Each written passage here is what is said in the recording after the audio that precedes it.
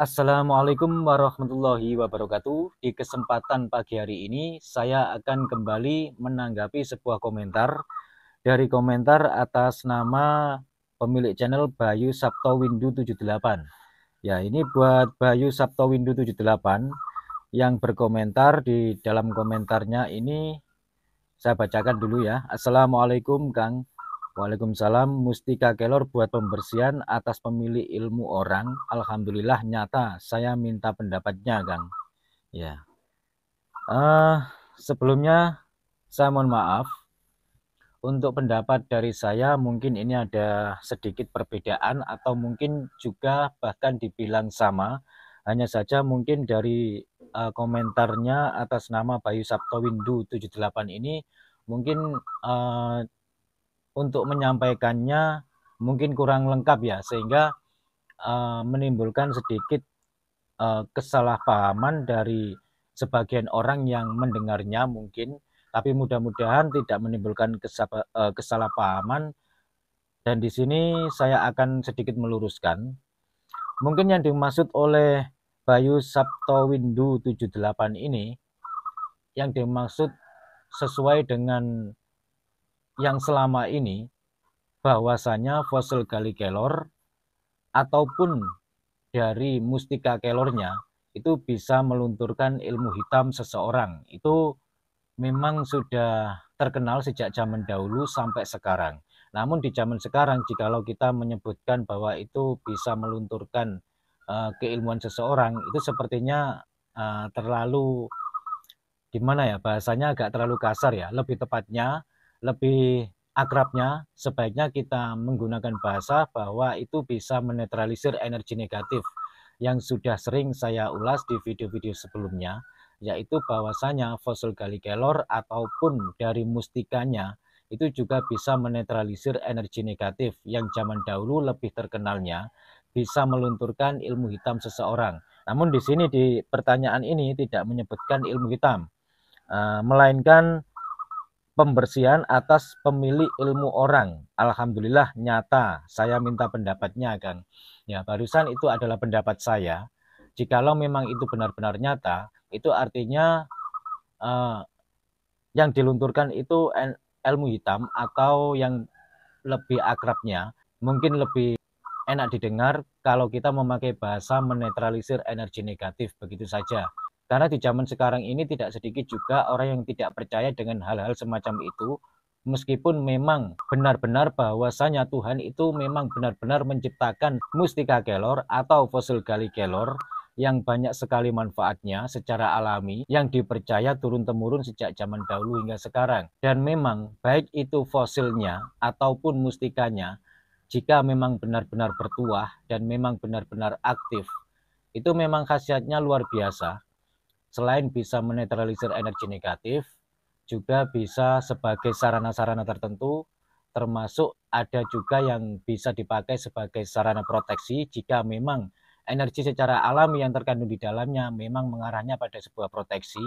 Ada juga yang bisa dipakai sebagai sarana kewibawaan, sarana pengasihan secara umum, dan lain sebagainya. Bahkan ada juga yang bisa dipakai sebagai sarana media pengobatan, baik itu pengobatan medis ataupun non-medis. Biasanya yang bisa dipakai untuk media pengobatan medis juga bisa dipakai sebagai sarana untuk menetralisir energi negatif, yang zaman dahulu lebih dikenal dengan bahasa untuk melunturkan ilmu hitam. Itu zaman dahulu, tapi zaman sekarang kalau memakai bahasa-bahasa semacam itu nanti dikira begini begitu. Lebih baik kita mengikuti zaman saja agar bahasanya lebih bisa diterima oleh orang banyak, meskipun tidak semuanya bisa menerimanya. Karena setiap orang itu mempunyai pengetahuan yang berbeda, setiap orang juga mempunyai pandangan yang berbeda, juga pemikiran yang berbeda, dan pengalaman yang berbeda-beda pula.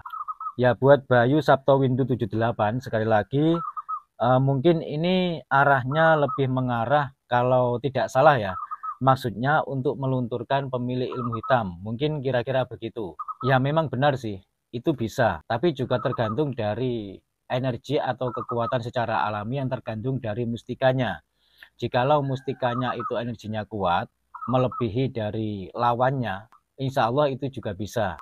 Tapi kalau energinya tidak kuat atau lebih rendah dibanding lawannya, itu juga tidak akan mampu. Baik itu dari golongan hitam ataupun dari golongan putih, tergantung tingkat kekuatannya itu kuat mana begitu. Dan sekali lagi saya katakan di sini, mungkin dari sahabat-sahabat yang menyukai fossil Gallic Kelor, alangkah baiknya lebih akrab di telinga kita, sebaiknya mengatakan menetralisir energi negatif begitu saja agar mudah diterima. Kecuali kalau pas ngobrol-ngobrol secara langsung. Sedangkan di sini ini publik sehingga kita bisa menyesuaikan dan memang harus menyesuaikan bahasa yang lebih tepatnya bagaimana.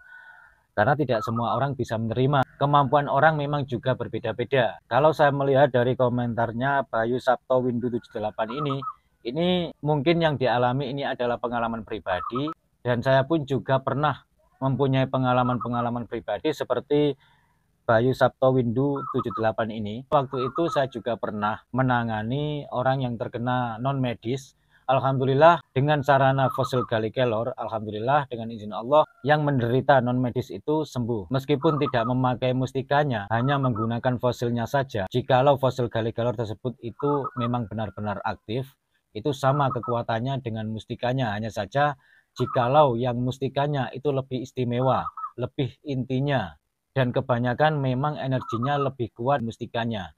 Karena mustika kelor itu adalah sesuatu yang paling bernilai di dalam fosil Gallic Kelor begitu. Sehingga tidak heran jika mustikanya itu energinya kebanyakan 90% lebih besar, lebih kuat dibanding fosilnya. Meskipun tidak menutup kemungkinan ada juga fosil Gallic Kelor yang energinya secara alami juga mengimbangi mustikanya sehingga sama-sama kuatnya. Biasanya fosil Gallic Kelor yang mengimbangi mustikanya itu biasanya fosil Gallic Kelor yang tidak jauh dari mustikanya. Katakanlah ini ibarat fosil Gallic Kelor di sini. Sedangkan pada saat dibelah begini, pas di tengah-tengah sini ada mustikanya. Nah, disinilah biasanya itu ada fosil Gallic Kelor yang bagian biasanya seukuran, katakanlah kalau mustikanya segini ya, ibaratnya gitu. Biasanya seukuran begini bisa diambil, energinya juga sudah bisa mengimbangi mustikanya. Secara alami memang sudah menyatu di situ karena kemelekatan antara fosil Gallic Kelor dengan mustikanya melekat secara alami selama puluhan tahun ataupun selama ratusan tahun. Namun itu juga tidak tentu teman-teman. Ada kalanya meskipun tidak ada mustikanya, bagian fosil Gallic Kelornya pun juga memiliki kekuatan secara alami yang hampir menyamai atau tingkat kekuatannya itu juga menyamai mustikanya. Mungkin dikarenakan pengaruh dari tanahnya atau pengaruh dari buminya yang mempunyai energi secara alami yang cukup kuat sehingga mempengaruhi pohon kelor tersebut tumbuh seiring berjalannya waktu hingga menjadi batu atau memfosil dan menghasilkan fosil Gallic Kelor yang memiliki himpunan energi secara alami yang cukup kuat sekali sehingga energinya itu menyamai mustikanya. Karena menurut pengalaman pribadi saya, pernah saya mencoba antara mustika dengan fosil Gallic Kelornya, memang lebih kuatan mustikanya. Namun ada juga, saya juga pernah mendapati fosil Gallic Kelor, saya coba dengan perbandingan antara fosil Gallic Kelor dengan mustikanya, ternyata itu sama kekuatannya, itu juga ada. Ini fakta dan saya sudah pernah membuktikan sekitar 2 tahun yang lalu. Dan sekarang saya sudah tidak memiliki mustikanya lagi dikarenakan mustikanya sudah berpindah tangan, diinginkan seseorang yang dipergunakan sebagai media untuk beliau. Sehingga mau tidak mau saya harus melepaskan, saya anggap itu tidak berjodoh dengan saya dan berjodoh dengan pemaharnya begitu. Ya, pada perjumpaan pagi hari ini cukup sekian dulu dari saya. Kurang lebihnya saya mohon maaf apabila ada salah kata dan apabila masih ada kekurangan. Semoga bermanfaat. Wassalamualaikum warahmatullahi wabarakatuh. Rahayu, salam budaya.